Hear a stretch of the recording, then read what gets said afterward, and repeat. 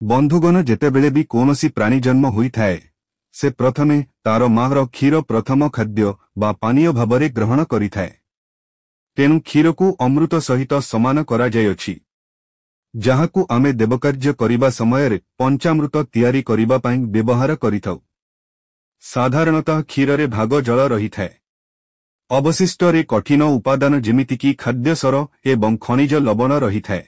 दैनंदिन जीवन रे आमे साधारणतः गाई बा महिषी रो क्षीर व्यवहार करिथाउ।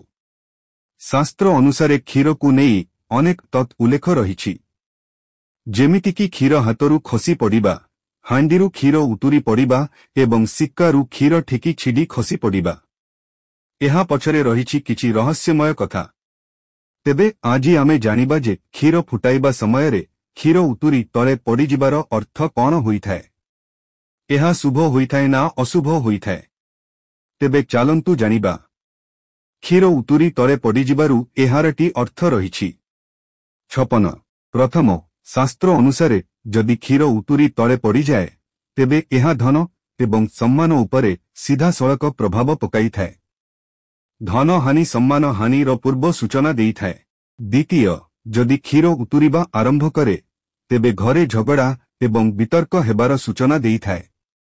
विशेष करी एहार प्रभाव पति पत्नींक संपर्क उपरे पड़िथाए।